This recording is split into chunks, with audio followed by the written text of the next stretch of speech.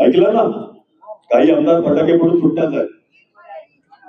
वाचा, मुख्यमंत्री बरोबर झालेली बैठक, त्याच्यामध्ये आमदार कोण कोण उपस्थित होते. ठीक आहे, माझी महापौरांची वगैरे नावं नाही आहेत, कारण की प्रोटोकॉलच्या हिशोबाने त्याची नावं टाकू शकत नाही. 5 ब्रिजेसचा फॉलो, मुख्यमंत्री बरोबर झालेली बैठक, माझं पत्र नाही आहे. हे डिपार्टमेंट टू डिपार्टमेंट MMRDने महापालिकेला पाठवलेलं पत्र आहे की त्याचे एस्टिमेट करून आमच्याकडे पाठवा. ही माझी पत्र दाखवत नाही मी. जसे ते होर्डिंगवर हे पत्र दिलाय ना, हे टेंडर डॉक्युमेंट, असं वाटतं आता ते सगळे टेंडर डॉक्युमेंट आपल्याला पण पॅनल बिनवर टाकायला लागतील. आपल्याला करायचंच नाहीये. आपण लोकांबरोबर नाही, आपल्याला रील फील फरक नाही पडत. आपण लोकांना भेटून बोललं म्हणजे त्याचा अडचण समजून घेऊ. 5 रेल्वेवरचे ब्रिजेस अजून पुरावे पाहिजेत 35 वर्षातले.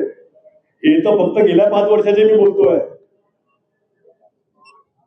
तो बॅनरचा फोटो मला कुठल्या तरी एका पत्रकारांनी दाखवला. कुणी दाखवलेला पत्रकारांनी? त्याच्यावर येतो मी.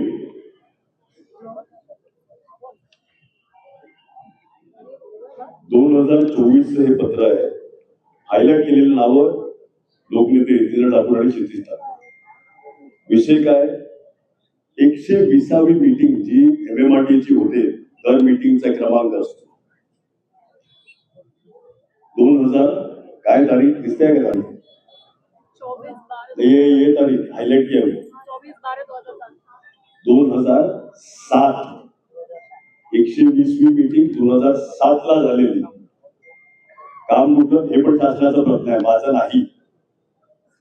याच्यात उल्लेख काय केलाय? हितेंद्र ठाकूर, क्षितिज ठाकूर यांनी मागणी केलेली मीरा भाईंदर ते नायगाव खाडीवरचा ब्रिज, शासनाचं पत्र आहे, आम्हाला रिप्लाय आलेला आहे 2024. त्याची अख्खा इतिहास मी मागवलेला, आत्ताचा नाहीये, 2024चं पत्र आहे. कधीपासून आम्ही फॉलोअप करतात आहे? 2007. मग तुम्ही बोलू काय 15 वर्ष थोडी लागली पाहिजे. पुढचं पान दाखवतो. एस्टिमेट काय? 100 कोटी 2007 मध्ये हे हायलाइट केलेलं आहे. नायगाव ते मीरा भाईंदरच्या ब्रिजचं एस्टिमेट 2007 मध्ये काय होतं? 100 कोटी होतं. एक मिनिट, मी सगळं मला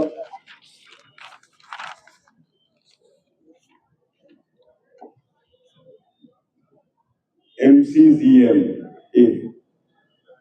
सॉल्ट बॅन, SEIA, IW, मी तुम्हाला सगळं देणार आहे. ज्याला पाहिजे त्याला सगळी माहिती देणार आहे.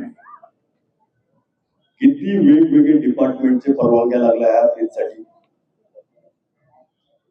प्रत्येक परवानगी समोर तारखा लिहिलेल्या आहेत.